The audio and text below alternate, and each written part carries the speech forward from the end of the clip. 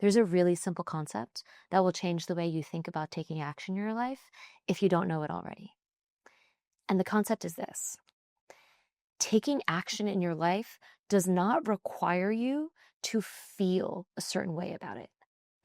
And often, us wanting to feel a certain way about it is what is keeping us from taking action. We want to take action when we feel like we want to take action. We want those things to be in sync. In an ideal world, they are. And I'm not telling you to take action that doesn't, is wrong or doesn't feel right to you and do it anyway. I mean the things that we want to do, the things that we have set goals for that would make a difference in our lives and we want to achieve. But for some reason, we are either procrastinating or avoiding the actions we have to take to get there. And it's often because we don't feel like it. There's some resistance. We might feel tired. We might feel anxious. We might feel stressed. We might feel lazy. And we wait until well, I'll just do it when I'm in a better mood. I'll do it when I'm feeling more energized. I'll do it when I'm feeling more excited. I'll do it when, it feels right to do. But what if it never feels right to do?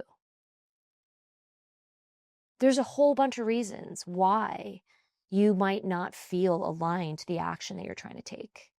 That you're trying to pursue this goal and you want all of it to feel really exciting along the way, because who wouldn't, right? When you're pursuing a goal that you want to pursue, it'd be wonderful if it felt exciting the whole time.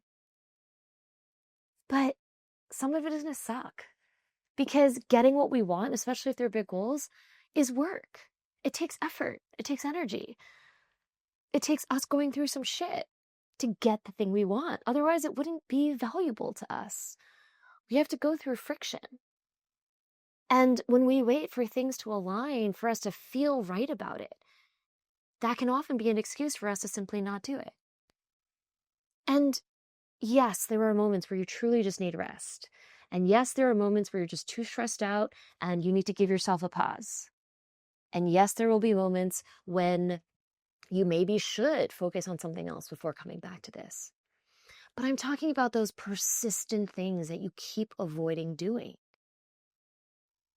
I've been working with this client, and for the last couple of weeks, her sense of dread and stress and anxiety and helplessness around a lot of her life and what's happening in the world is keeping her from taking basic action that her life requires, like taking care of certain fundamental things that her life needs, whether it's financial, whether it's with her kids, whether it's with her parents. There are tasks that are waiting for her, and she's been avoiding them. And she's and said, there are some days where I'm just stuck lying on the bed because I just can't move. I feel paralyzed. And I'm but can you feed yourself? Are you able to walk to the fridge and feed yourself? Or are you paralyzed all day in bed? Because if you're not paralyzed all day in bed and you're able to do other things, and it's not a struggle to walk to the fridge and feed yourself. It's not a struggle to drink water. It's not a struggle to, go meet a friend. Then there's something specific connected to those tasks that you don't want to do. And after a certain point where you've given yourself enough excuses and breaks around stress, anxiety, tiredness, at some point action has to be taken. And after a few weeks of us talking about this, at one point I was kind of what are you waiting for? And she was I want to feel good about doing these things. I'm you're not going to. You have to accept that you just may never feel good about doing these things. But it is not the doing of the things that you need to feel good about. It's the result of doing the things, because you will take this bill off your plate. You will take this thing you've committed to doing for your mom off your plate. You will take this financial responsibility off your plate, and that is going to feel good. And so often we want, because we're in mainly because we're in such a instant gratification world right now, that not feeling good is almost like abnormal. Like we shouldn't not feel good at all times. But that's ridiculous. Life is not here, like we're not here to feel good all the time. That's just not how life works. You have to do things that you don't want to do. And the quicker that we can address like the action we have to take, the less friction we're going to feel because it's done. But waiting for your feelings to align to what you want to feel around doing a thing, you might be waiting for a really long time. And so after a few weeks of us talking about all the feelings that are getting in her way, it was like, I need your next kind of task and what we do together to focus on like accepting, acknowledging those feelings. I'm not asking you to ignore them. Acknowledge that you feel stressed, acknowledge that you feel anxious, acknowledge that you feel tired. And then figure out an action you can take, even if it's just to move it 1 inch forward. Even if it's just taking out the paperwork that you have to read. Even if it's just making the initial phone call to figure out what information you have to gather. Action is what moves us out of the like lethargy of our feelings. And I know the feelings are powerful, and I know that they can drain us and drag us down. But at some point, action has to be taken in spite of those feelings. And if you remind yourself of that concept, that your feelings do not have to align to the action that you're taking, and you shouldn't expect it to, then there can be more acceptance of the discomfort that you feel. Because oftentimes what is happening is we're resisting the feeling because we're resisting the anxiety or the tiredness or the stress. We don't want to feel it. And so we want to do something else instead. But that only expands the time that it exists in our life because it's not going to go away until the things are done. And I suffer from this all the time. Taxes are a phenomenal example. Every fucking year, I am late on my taxes. I filed the extension, I'm late on my taxes. This year, I was a little bit better. Sometimes, I mean, I usually, in the US, like your extension is until October. This year, I was like, I'm going to fucking do it. And I got it done in May. And that's big for me. I'm like, that's a 5-month differential between May and October. And hopefully by next year, I'll be on time. But we have to do things in spite of our feelings. The things that we want to happen in our life, the goals that require us to take action, we have to push through our feelings around it.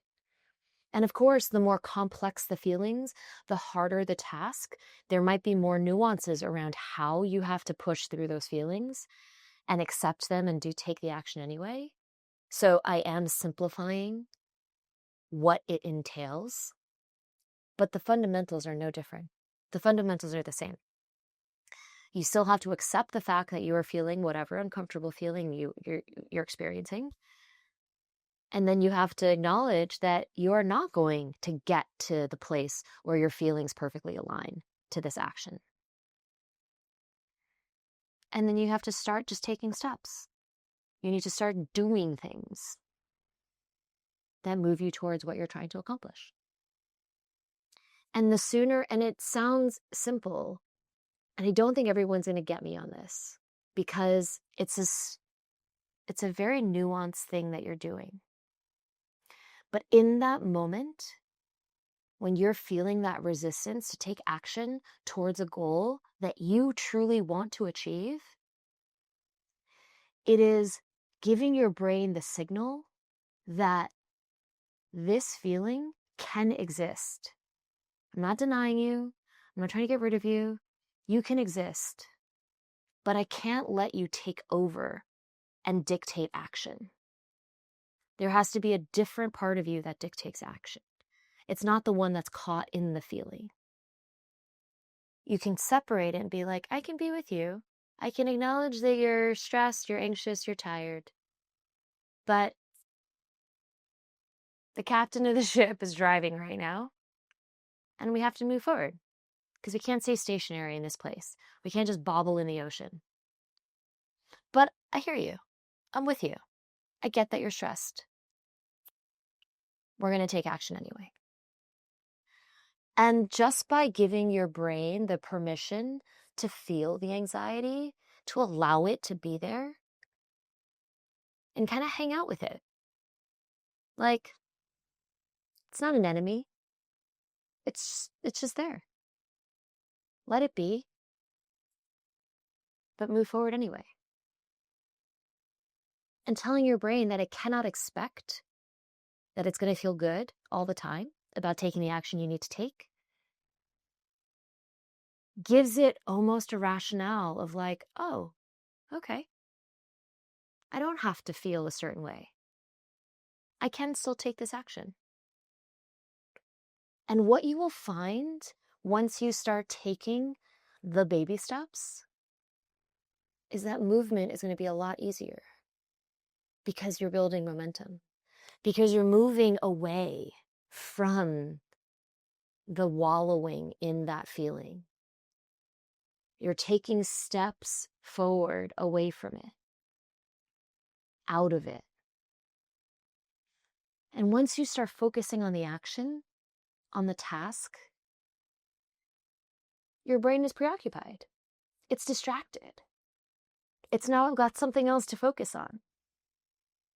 But just like any habit, you have to give it momentum. You can't just do like 2 minutes of something and be like, I'm done. Because then you're going to have to like start it all over again. Give it a few minutes. If you need a break, take a break. Then give it another few minutes. Then give it another few minutes. And as you take that action, as you give it more minutes, your brain won't be so obsessed with the feeling that kept you from moving to begin with. It's small, but it's really powerful. And I hope it helps you.